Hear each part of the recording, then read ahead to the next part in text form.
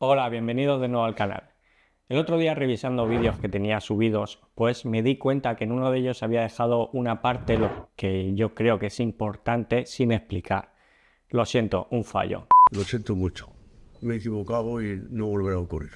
Pero vamos a solucionarlo. Si visteis el vídeo de cómo integrar Google Home con Home Assistant, si no lo habéis visto, dejo enlace por aquí arriba y en la descripción del vídeo. En el tutorial oficial de la página web de Home Assistant hay un apartado que dice cómo configurarlo para que actúe de forma local. ¿Qué significa esto? Pues que los Google Home y Home Assistant van a interactuar de forma directa, siempre y cuando, esto es importante saberlo, lo tengamos en la misma red local. Si no, no va a servir para nada esta configuración que vamos a ver. ¿Qué va a hacer esto? ¿Qué va a suponer esto? ¿Qué mejora va a suponer? Obviamente va a ser más rápida desde que damos una orden a los altavoces de Google Home y la ejecuta en Home Assistant. Por ejemplo, si le decimos que encienda o apague una luz, va a ser más rápido si tenemos hecha esta configuración. Vamos a ver cómo lo hacemos.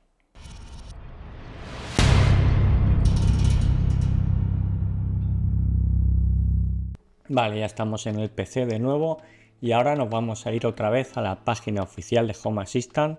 Voy a dejar enlace en la descripción. Para ello nos vamos, ya estamos aquí en la página, vamos a traducirlo al español y vamos a bajar hasta donde pone, vamos a ver aquí, habilitar el cumplimiento local. Vale. Lo que tenemos que hacer es irnos a la consola de acciones de Google que ya hicimos como visteis en el vídeo anterior. Abrimos en una nueva pestaña. Aquí nos aparece el proyecto que hicimos, lo abrimos. Ahora, como bien nos dice aquí en el tutorial, nos vamos a esta pestaña de aquí. Acciones, y aquí es donde vamos a trabajar. Para ello, primero nos debemos de descargar este archivo, pulsamos aquí en el enlace, aquí damos botón derecho, guardar enlace como y descargamos app.js, le damos a guardar, volvemos atrás. Y ahora nos dice que debemos cargar su nuevo destino JavaScript. Vale, ahora nos vamos aquí, le damos a Upload y en estas dos opciones de aquí vamos a subir el mismo archivo dos veces. Vamos a coger el archivo, cargamos y cargamos de nuevo. Le damos a Upload.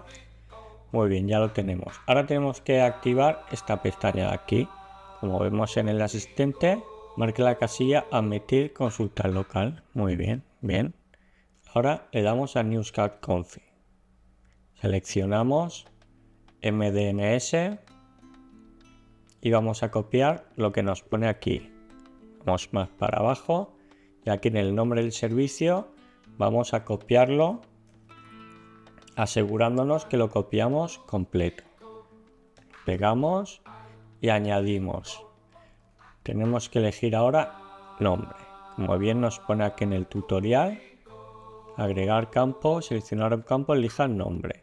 Hacemos lo mismo. Copiamos y lo pegamos aquí. Y ahora pues ya lo tenemos hecho. Esto es, la verdad es que es súper sencillo. Tenemos que guardar. Vamos aquí a guardar y ya lo tenemos guardado. Nos dice que tenemos que esperar 30 minutos o reiniciar todos los dispositivos de Google Home que tengamos. Luego tenemos que reiniciar nuestro Home Assistant, ¿vale? Para que todo ello comience a funcionar. Para asegurarnos de que está funcionando correctamente, nos vamos aquí donde pone poder depurar la configuración siguiendo estas instrucciones.